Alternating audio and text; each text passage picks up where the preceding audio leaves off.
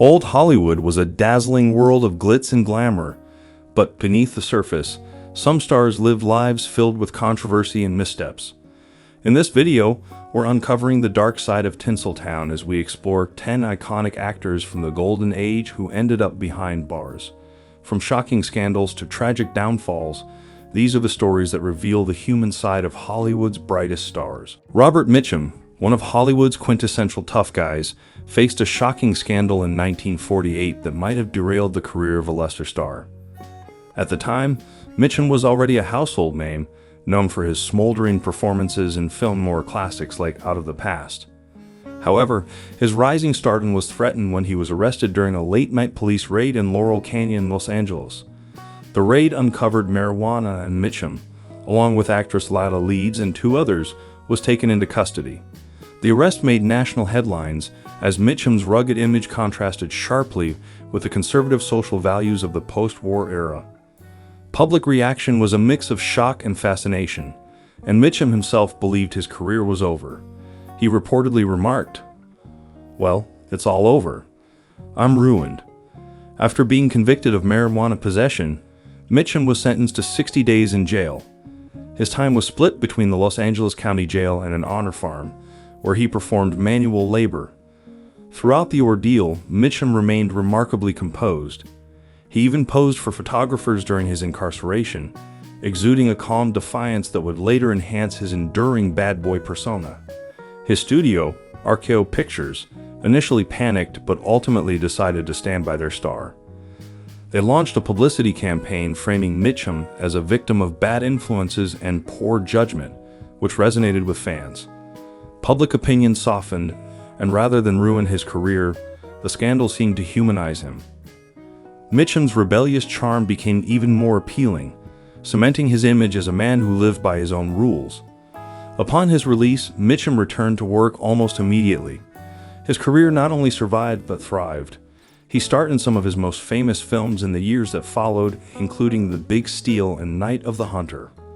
The incident, once considered career-ending, instead became a fascinating chapter in the life of a Hollywood icon whose off-screen exploits only added to his mystique. Fatty Arbuckle, a beloved figure of silent-era Hollywood, saw his career crumble under the weight of one of the most infamous scandals in entertainment history. In 1921, at the height of his fame, Arbuckle was accused of manslaughter following the death of actress Virginia Rappe after a party at the Street Francis Hotel in San Francisco. Known for his comedic genius and groundbreaking work in early film, Arbuckle's jovial public persona sharply contrasted with the dark accusations that shocked the nation. During the investigation, Arbuckle was arrested and spent several weeks in jail.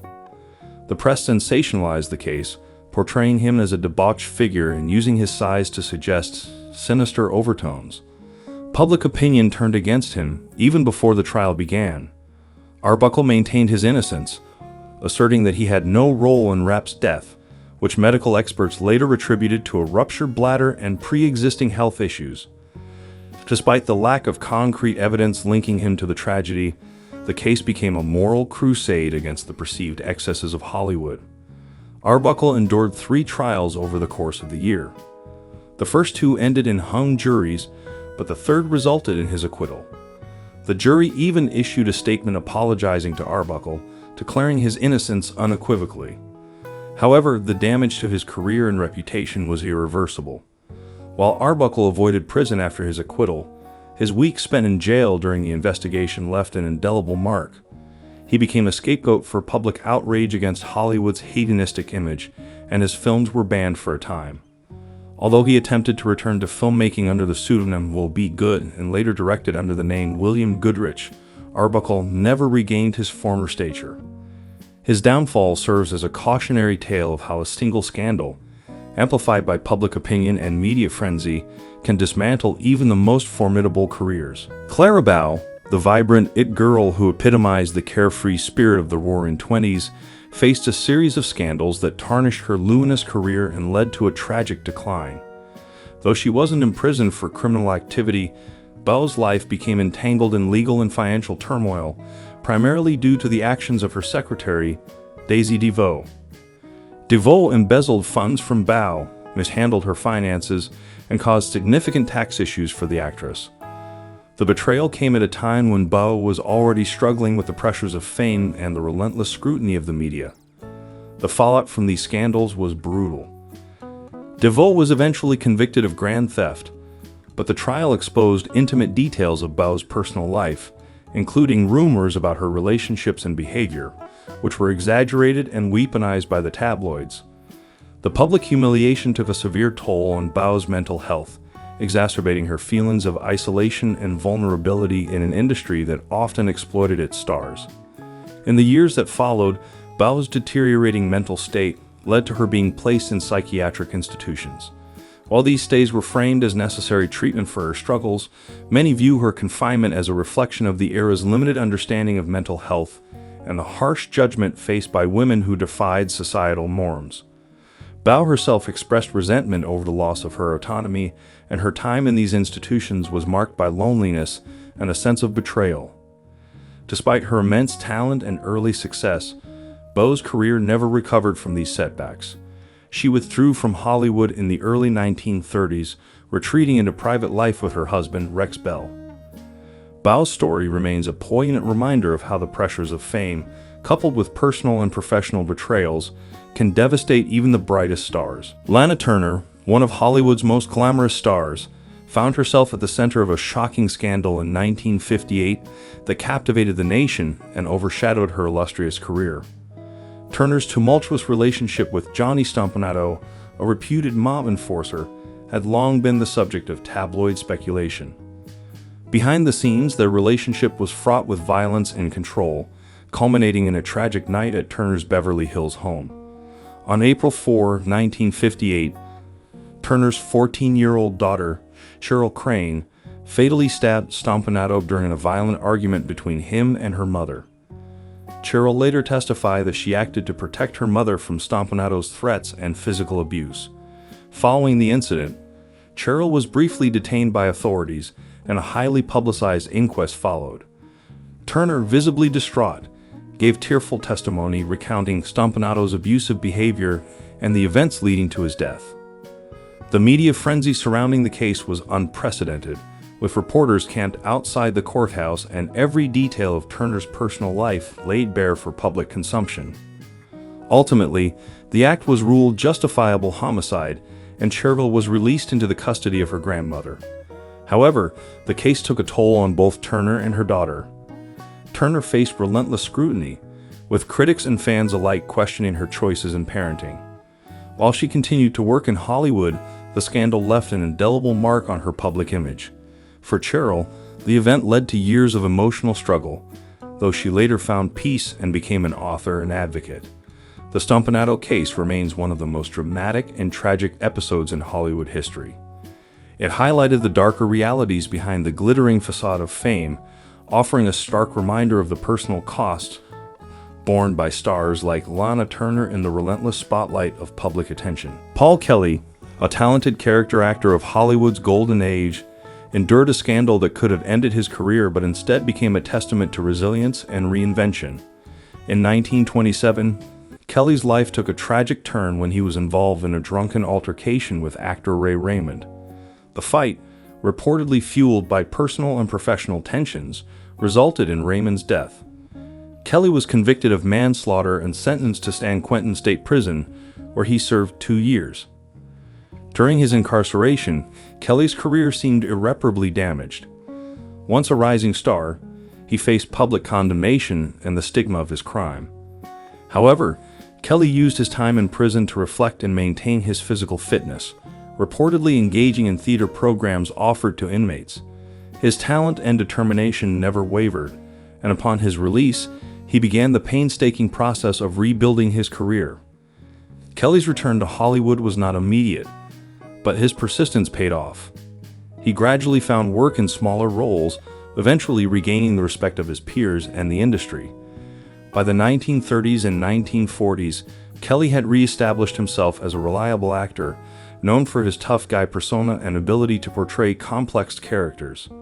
His versatility earned him a steady stream of roles in films like Crossfire and The Roaring Twenties. Kelly's greatest triumph came in the theater, where he won a Tony Award for his performance in the Broadway play Command Decision. The accolade underscored his remarkable comeback and cemented his status as a consummate professional who had overcome adversity. Ji-yeon, an Oscar-winning actor celebrated for his charming and witty performances, saw his life and legacy take a dark and tragic turn in his later years. Known for roles in films like They Shoot Horses, Don't They?, for which he won the Academy Award for Best Supporting Actor, Young epitomized the suave and sophisticated leading man. However, beneath his polished exterior lay a troubled personal life marked by substance abuse, financial difficulties, and unstable relationships. In 1978, just weeks after his fifth marriage to German actress Kim Schmidt, Young shocked Hollywood when he fatally shot Schmidt in their Manhattan apartment before turning the gun on himself. The murder-suicide sent shockwaves through the entertainment industry, leaving fans and colleagues struggling to reconcile the beloved performer with the horrifying act. Though never jailed, as the incident resulted in his immediate death, Young's actions forever stained his legacy. Investigations revealed no clear motive, though speculation pointed to his long-standing struggles with alcoholism and declining mental health. Friends and colleagues recalled a man whose charm and talent masked deep inner turmoil, suggesting that the pressures of Hollywood success and personal demons had taken their toll. The tragedy not only ended the lives of Young and his wife, but also cast a shadow over his once glittering career. While his body of work remains a testament to his talent, the circumstances of his death have made him a somber example of how fame and personal struggles can intertwine with devastating consequences. Errol Flynn, the swashbuckling star of Hollywood's golden age, was as notorious for his off-screen antics as he was celebrated for his on-screen charisma. Known for films like The Adventures of Robin Hood and Captain Blood, Flynn's charm and devil-may-care attitude made him a box-office sensation. However, his personal life was marked by controversy, reckless behavior, and repeated run-ins with the law. Flynn's most infamous legal troubles came in 1942 when he was charged with statutory rape involving two underage girls, Peggy Satterlee and Betty Hansen. The trial was a media spectacle, with lurid details about Flynn's private life splashed across headlines. Flynn's defense team portrayed him as a victim of opportunism, and his courtroom demeanor, along with his undeniable star power, won him public sympathy. The trial ended in acquittal, and Flynn famously quipped that his escapades gave rise to the phrase, "in like Flynn," cementing his roguish reputation. However, the scandal left a lingering stain on his public image and brought increased scrutiny to his lifestyle. In addition to the statutory rape charges, Flynn was arrested multiple times for public intoxication, brawling, and other reckless behaviors. His heavy drinking and flamboyant lifestyle became as legendary as his performances, contributing to a reputation that teetered between glamorous and scandalous. Despite his legal troubles, Flynn remained a sought-after actor, his larger-than-life persona often overshadowing his transgressions. By the late 1940s, Flynn's career began to decline, in part due to his personal excesses and struggles with health. His charisma and talent never waned, but his reputation as a hard-drinking, hard-living rogue became inextricably linked to his legacy. Hugh Grant, while not a part of old Hollywood, found himself embroiled in a scandal in 1995 that mirrored the legal troubles faced by earlier Hollywood stars. Grant, then at the height of his career following hits like Four Weddings and a Funeral, was arrested for soliciting a prostitute in Los Angeles. The incident occurred when Grant was caught with Divine Brown, a known sex worker, in his car. The arrest sent shockwaves through the entertainment world, as Grant's charming public image and romantic roles in films like Notting Hill painted him as a beloved heartthrob. Grant's reaction to the scandal was far more measured than those of some of his predecessors. In the aftermath, he held a highly publicized press conference in which he admitted to his actions, expressing regret and apologizing to his girlfriend at the time, Elizabeth Hurley, and the public. His open admission, rather than a denial or deflection, was somewhat unprecedented in Hollywood, where publicists often shielded stars from scandal. Grant's honest and self-deprecating approach won him some sympathy, and the public largely forgave him for the indiscretion. This incident in Grant's life parallels the personal indiscretions and legal troubles faced by earlier Hollywood stars, such as Errol Flynn or Fatty Arbuckle, whose scandals often involved substance abuse, violence, or morally questionable behavior. Like them, Grant faced intense media scrutiny, but his response and subsequent return to the screen showed how public opinion had evolved. While his career briefly suffered, Grant was able to rebuild his image and continue to find success in both comedic and dramatic roles. The scandal, though less severe than those faced by old Hollywood stars, reflects how even modern stars are not immune to the intense pressures of fame and the occasional misstep. Mae West, one of the most iconic figures of old Hollywood, became a symbol of sexual liberation and boldness, both on and off the screen. Known for her wit, sultry voice, and provocative persona, West pushed boundaries in an era that was still bound by conservative social norms. Her most notorious legal trouble occurred in 1927 when she was arrested for corrupting the morals of youth due to her Broadway play Sex, which she not only wrote, but also starred in. The play, with its unapologetic exploration of sexuality and female empowerment, was a scandalous affront to the conservative values of the time. The public outrage surrounding the play reached a boiling point, and West was arrested after a raid on the theater. She was charged with indecency and sentenced to 8 days in jail. However, this brief stint behind bars had the opposite effect of what might have been expected. Far from damaging her career, the arrest turned into a publicity stunt that catapulted West to even greater fame. The sensationalized nature of the trial, combined with West's own unrepentant and cheeky attitude, made her a media sensation. She used the attention to her advantage, turning her jail time into a part of her larger-than-life persona. After her release, West became a household name, and her career continued to soar. She went on to sign a contract with Paramount Pictures, where she became one of the highest-paid actresses of the 1930s. Her films, including She Done Him Wrong and I'm No Angel, were filled with double entendres and bold humor that showcased her fearless approach to challenging societal taboos. In many ways, West's career was defined by her ability to embrace controversy and turn it into a powerful tool for her stardom. Mae West's brief time in jail, rather than being a setback, served as a stepping stone in her path to becoming one of Hollywood's most enduring and controversial figures. She proved that in the world of entertainment, scandal could be a ticket to success, and her boldness and resilience in the face of public backlash cemented her legacy as a trailblazer for women in both Hollywood and beyond.